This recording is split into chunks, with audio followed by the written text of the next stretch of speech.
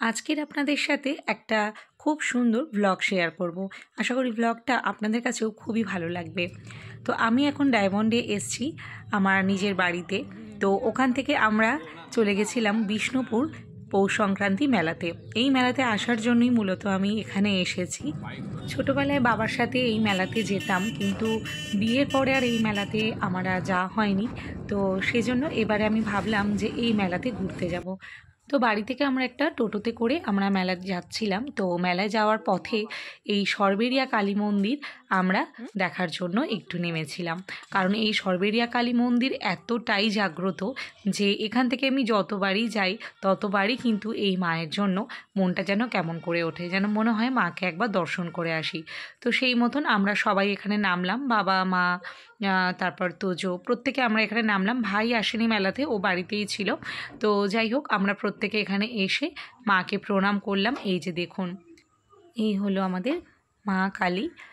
আর পাশেই আরেকটা মূর্তি আছে, ওটা কিন্তু পুরনো মূর্তি আর এটা নতুন মূর্তি।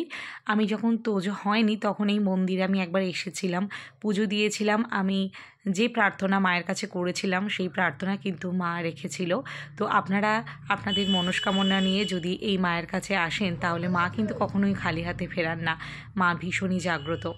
আগে তো সেরকম কিছুই ছিল না এখানে, মানে কোনো কল ছিল না, কোনো বসার জায়গাও তেমন ছিল না। এখন কিন্তু অনেক উন্নত হয়ে গেছে, বসার সুন্দর এখানে জায়গা করা হয়েছে, এখানে কলের ব্যবস্থা করা হয়েছে, পুজোর যে কোনো সামগ্রীও এখান থেকে আপনারা কিনতে পারবেন। আর এই যে জায়গাটা দেখতে পাচ্ছেন, এটা আগে বাঁশের সাঁকো ছিল, এখন এটা ব্রিজের মতন করা হয়েছে। তো যার জন্য কিন্তু আরও অনেক বেশি সুবিধা হয়েছে। বাঁশের যখন সাঁকো ছিল তখন তো একটু অসুবিধা হতো, তো এখন কিন্তু আর কোনো অসুবিধাই নেই। খুব সুন্দর করে জায়গাটা সাজানো হচ্ছে ধীরে ধীরে। তো যাই হোক, আমরা আবারও টোটোতে উঠে গেছিলাম। আর এরকম চারিদিকে রাস্তার দুধারে এরকম সুন্দর প্রকৃতির সৌন্দর্য দেখতে দেখতে আমরা বিষ্ণুপুর মেলার দিকে এগিয়ে যাচ্ছিলাম। তো বাড়ি থেকে আমরা বেরিয়েছিলাম 4:10-এ, আর মেলার ওখানে আমরা পৌঁছে গেছিলাম ওই 5:30 মতন। কারণ মাঝখানেও আমরা একটু নেমেছিলাম ওখানে মন্দিরে, তো সেই জন্য একটু লেট হয়েছিল। না হলে কিন্তু মোটামুটি 1 ঘন্টাই লাগে বিষ্ণুপুর যেতে। আপনারা যারা কলকাতা থেকে আসতে চান এই মেলাতে, তো মানে শিয়ালদা থেকে ধরুন যারা আসতে চান, তাহলে তারা শিয়ালদা স্টেশন থেকে লক্ষ্মীকান্তপুর বা নামখানাগামী যে সমস্ত ট্রেন, সেটা ধরে মথুরাপুর নামবেন। মথুরাপুর স্টেশন থেকে একটু এগিয়ে গিয়ে মানে রেল গেট থেকে আপনারা এই মেলাটা দেখতে পেয়ে যাবেন। মানে একদম রেল গেটের ওখান থেকে কিন্তু মেলাটা শুরু হয়ে যায়। আর এটি কিন্তু দক্ষিণ 24 পরগনার সবথেকে বড় একটি মেলা, যেখানে কিনা সেকেন্ড হ্যান্ড জিনিসপত্র পাওয়া যায়। হ্যাঁ, ঠিকই শুনেছেন যে সেকেন্ড হ্যান্ড জিনিস। এখানে কিন্তু প্রচুর প্রচুর এখানে ফার্নিচার দেখতে পাবেন। আমি আপনাদেরকে সবটাই ঘুরিয়ে দেখাবো। এই যে এখানে দেখতে পাচ্ছেন যেমন টার্কি মুরগিও পর্যন্ত এখানে বিক্রি হয়। এখানে বিভিন্ন রকমের ফুল গাছ দেখতে পাচ্ছেন। এখানে দেখতে পাচ্ছেন প্রচুর সোফা। এগুলো কিন্তু সবই সেকেন্ড হ্যান্ড, মানে পুরনো জিনিসপত্র। আপনারা এই পুরনো জিনিসগুলো কিন্তু অনেক অনেক কম দামে পেয়ে যাবেন। এই যে দেখতে পাচ্ছেন এখানে আলমারি, এখানে দেখতে পাচ্ছেন বিছানা, গদি সমেত কিন্তু এখানে ওই ধরুন 10,000 12,000 এই রকম দামে কিন্তু এই জিনিসগুলো বিক্রি হচ্ছে। সোফাটা দেখতে পাচ্ছেন কত সুন্দর কিন্তু। তো এই জিনিসগুলো আপনারা হয়তো 3,000 2,000 এইরকম দামে পেয়ে যাবেন। এই যে জানালা দেখতে পাচ্ছেন, এরকম জানালা, তারপর আপনার দরজা, এইরকম যে জিনিসগুলো, সমস্ত জিনিস কিন্তু এখানে সেকেন্ড হ্যান্ড আপনারা এখানে পেয়ে যাবেন। মানে নতুন জিনিসও এখানে পাবেন, সব রকমই বিক্রি হয়, তবে এখানে পুরনো জিনিসের কিন্তু বিক্রিটা সব থেকে বেশি। এই যে দেখুন এখানে যেমন ডাইনিং টেবিলগুলো দেখতে পাচ্ছেন কতটা সুন্দর, কিন্তু মানে কোনো ভাঙা না কিছু না, একদমই সুন্দর, নতুন আছে পুরো। তো এগুলো কিনতে অনেক টাকা দাম, ধরুন 45,000 কি 50,000 এরকম তো দাম থাকে ফার্নিচারের। এই যে দেখতে পাচ্ছেন কত সুন্দর চেয়ারগুলো, এগুলোর দাম আপনারা নিশ্চয়ই জানেন যে নতুন কিনতে গেলে কত। তো এগুলো কিন্তু এখানে 2,000 3,000 এরকম দামে পেয়ে যাবেন। তারপর বিভিন্ন এই যে কম্বল, তারপর বালিশ, জানালার পর্দা, দরজার পর্দা, সেগুলো তো আছেই। আর এখানে আবার নতুন নতুন সমস্ত ফার্নিচার এখানে বিক্রি হচ্ছিল। এই যে স্টাডি টেবিল থেকে আরম্ভ করে আলমিরা, তারপর টেবিল চেয়ার, সমস্ত এখানে নতুন জিনিসগুলো এখানে সেল করা হচ্ছিল। তো নতুন পুরাতন সব রকমই আছে, যার যেটা লাগবে তো সে সেটা কিনে নিতে পারে।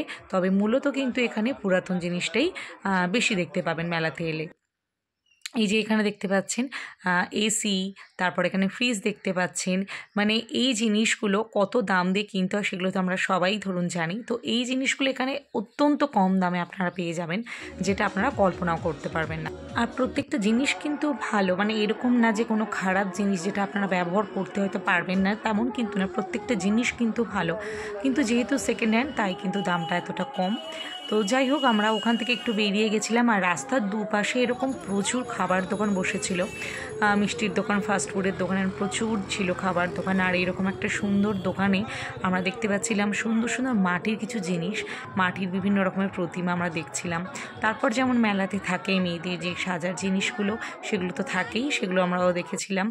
আর এখানে আমরা একটু ফুচকা খেতে চলে এসেছিলাম, একটু ফুচকা খেয়েছিলাম কারণ প্রচণ্ড খিদেও পাচ্ছিল। তো ফুচকা টুচকা খাওয়ার পর তারপর আমরা আবারও অনেক রকম দোকান দেখছিলাম। এই যে তোজো আবার এই জিনিসগুলো কিনবে বলে বায়না করছিল, এই যে নকল যে টাকাগুলো, ডুপ্লিকেট যে নোট, সেগুলোও একটু দেখছিল। আর এখানে দেখতে পাচ্ছেন খুব সুন্দর সুন্দর কিছু মাটির জিনিস, মানে সেই ভান্ডার যেটা ছোটোবেলায় আমরা এর মধ্যে পয়সা জমাতাম। আপেল, কলা, তাল, তারপরে মাছ, এরকম কি সুন্দর সুন্দর দেখুন জিনিসগুলো।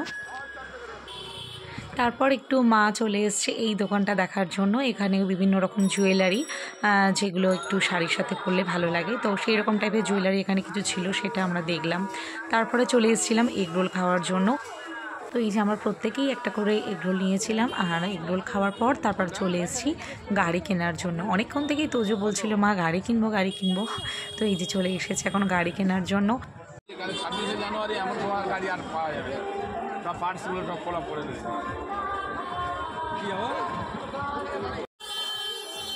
গাড়ি কেনার পর তো সেটা দুদিনও থাকে না, মানে 2-3 দিন পরেই সেটা খারাপ হয়ে যায়। এটা ওটা সমস্ত খুলে পুরো একদম গাড়িটার অবস্থা খারাপ করে দেয়। তো সেটা নিয়ে বাবাকে বলছিল, হাঁ করে তাকিয়েছিল বাবার দিকে। আর এই যে এই গাড়িটা ও কিনেছিল, তো একটু টেস্ট করে নিচ্ছে রিমোট দিয়ে যে কারটা ঠিকঠাক চলছে কিনা। তো যাই হোক, তারপর কার কেনার পর আমরা চলে গেলাম একটু ব্রেক ড্যান্স করার জন্য, কারণ প্রত্যেকবার আমরা মেলাতে গেলে কিন্তু এই ব্রেক ড্যান্সটা ছড়ি, যেটা তোজো আর আমি প্রচণ্ড ভালোবাসি। তো মেলাটা কিন্তু আপাতত এখন শেষ হয়ে গেছে। আপনারা যদি নেক্সট ইয়ার যদি মেলাটাতে আসতে চান তাহলে অবশ্যই আসতে পারেন। জানুয়ারি মাসের সেকেন্ড উইকে কিন্তু এই মেলাটা শুরু হয়, 1 মাস কিন্তু এই মেলাটা চলে। তো আপনারা যদি চান এই মেলাতে আসতে তাহলে কিন্তু অবশ্যই সামনের বছর আপনারা এই মেলাতে ঘুরে যাবেন। আশা করি আপনাদের কাছেও ভীষণ ভালো লাগবে। তো এই যে আমরা চলে এসেছি এখন ব্রেক ড্যান্সের টিকিট কাটার জন্য। আর টিকিট কেটে আমরা এই যে উঠে পড়েছি। এই যে তোজো দেখুন, এখন খুবই ওর মজা যে ও ব্রেক ড্যান্স করবে। তো যাই হোক, আমরা এখানে বেশ কিছুক্ষণ টাইম আমরা খুবই মজা করেছিলাম। ব্রেক ড্যান্স সময়টা অনেক বড় ব্রেক ড্যান্স, নাগরদোলা। আমরা নাগরদোলায় উঠিনি, তো সেই জন্য আমি আর মা উঠেছি। তারপর ব্রেক ড্যান্স করার পর ওখানেই একটা দোকান ছিল। আর এখানে একটা এই যে সুন্দর এই যে ঘর, এটা আছে বাবা কিনেছিল, মানে বাবার পছন্দ হয়েছিল, এটা খুব সুন্দর দেখতে, তাই বাড়িতে এটা সাজিয়ে রাখার জন্য। আর এখানে অনেক রকমের সুন্দর সুন্দর জিনিস এখানে পাওয়া যাচ্ছিল। আর একটা নতুন জিনিস আমি সেদিনে খেয়েছিলাম, সেটা হচ্ছে তিলের খাজা।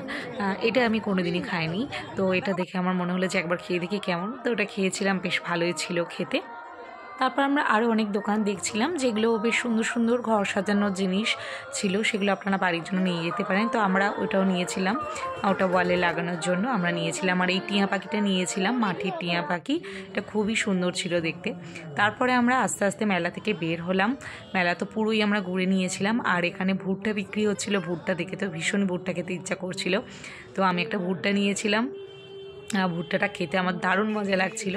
তারপর ওখান থেকে আবার একটা স্ট্রবেরিও কিনলাম, কারণ এই স্ট্রবেরিটা তোজো খেতে আর আমি খেতে খুবই ভালোবাসি। আর এখানেও দেখতে পাচ্ছেন খুব সুন্দর সুন্দর কিছু ঠাকুরের মূর্তি।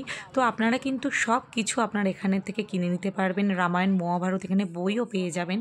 তো আপনাদের কাছে ভিডিওটা কেমন লাগলো আমাকে অবশ্যই কমেন্ট করে জানাবেন। আজ এই পর্যন্ত, দেখা হচ্ছে পরবর্তী ভিডিওতে। সবাই ভালো থাকবেন, সুস্থ থাকবেন, ধন্যবাদ।